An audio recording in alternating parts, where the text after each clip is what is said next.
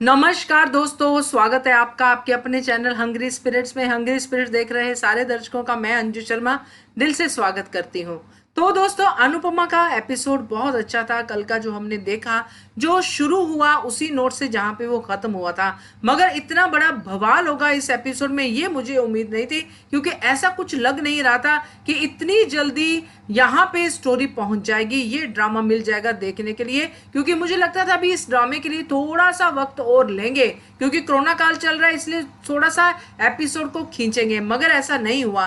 तो चलिए बात करते हैं कल के एपिसोड को लेके। मगर वही गुजारिश आप लोगों से, जिन्होंने चैनल को अभी तक सब्सक्राइब नहीं किया है, कृपया कर लीजिए।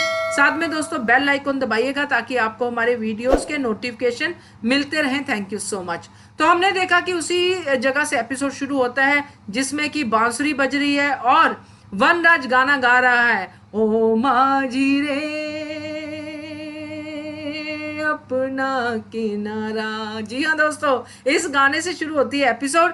और फिर बाद में जो डिस्कशन होती है वो बहुत ही इंपॉर्टेंट डिस्कशन थी, जिसमें डॉक्टर आदि वनराज को समझाते हैं कि क्या है एक्चुअली। उन्होंने उनको साफ साफ बताया कि हर बार आप और हम क्यों डिसीजन लें। जो बैगेज अनुपमा ने ढोया है, वो सारी चीजें जो उसकी साथ हुई हैं, वो उसको अभी खत्म करना चाहती है और नई चीजों को शुरू करना चाहती है। इसलिए अभी भी अगर ये सोचे कि वनराज की मैं डिसीजन ले रहा हूं, मेरा मन कर रहा है कि अब मैं अनुपमा के साथ कंटिन्यू करूं, तो ये गलत होगा। अभी अनुपमा की बारी है। तो बड़े ही तरीके से आदि ने एक कृष्ण भगवान की भूमिका निभाते हुए वनराज को बता दिया कि अनुपमा का डिसीजन ही इस टाइम पे इंपॉर्टेंट है। आपने जो करना था वो कर दिया। इसके बाद काव्या के पास जाती हैं अनुपमा और नंदिनी की क्योंकि मौसी लगती हैं, इसलिए उसका मायका वही मानी जा रही है काव्या। इसलिए वो उनको इनवाइट करने जाती है कि आके शिरकत कीजिए इस सगाई में, क्योंकि आप तो मायके वाले हैं, आप तो लड़की वाले हैं। तो उसको शगुन देती है। तो अनुपमा तो अपनी तरफ से बहुत ही बेहतरीन पार्ट निभाती है, काव्य को इन्वॉल्व करती हैं। मगर दोस्तों, जिनके सर पे इश्क का भूत सवार हो, जिनके सर पे इश्क की जिद सवार हो कि ये वनराज और मेरी शादी होनी ही चाहिए, उसको अपनी खुशियों के आगे किसी की खुशियां नहीं दिखती हैं।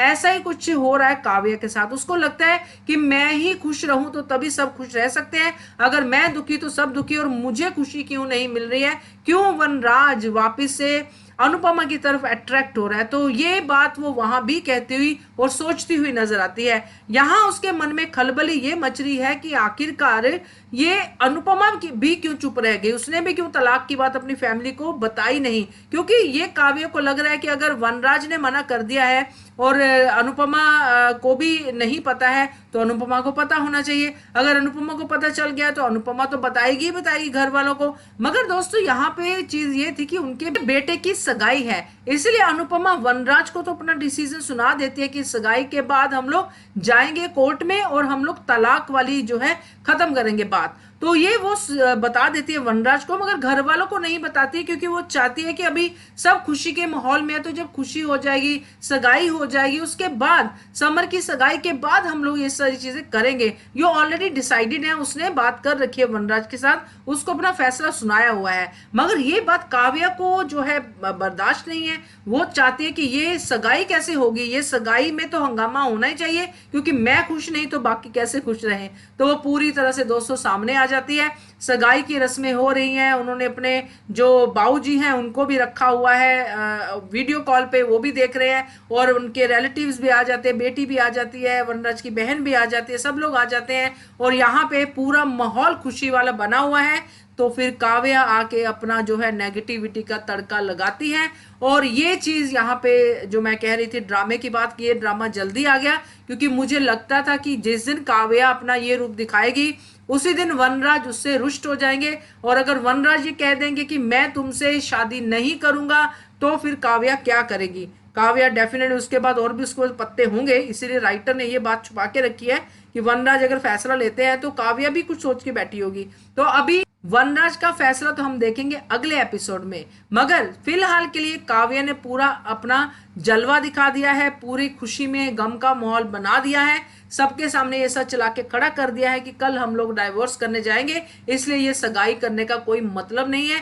कोई फायदा नहीं है। तो ये करके उसने क्या किया है ये तो उसको खुद ही पता चलेगा कि उसने अपने ही पैरों पे कुल्हाड़ी मार ली है काव्या ने ये बात करके, क्योंकि अब वनराज उससे बिल्कुल नाराज हो गए हैं और उन्होंने ये तक कह दिया कि मैं तुमसे कभी भी नहीं मिलूंगा। अब काव्या का क्या होगा ये हम देखेंगे, बट फिलहाल के लिए यही है कल के एपिसोड का मेरे पास रिव्यू। तो आप क्या कहते हो इसके बारे में, आपको मजा आया कि नहीं आया? आपको तो नहीं लगा मेरी तरह कि ड्रामा थोड़ी जल्दी आ गया? बताइएगा कमेंट करके। देखते रहिए channel hungry spirits. Thank you so much. Subscribe to our channel by clicking the subscribe button. Click the bell button and enjoy the latest uploads from our channel.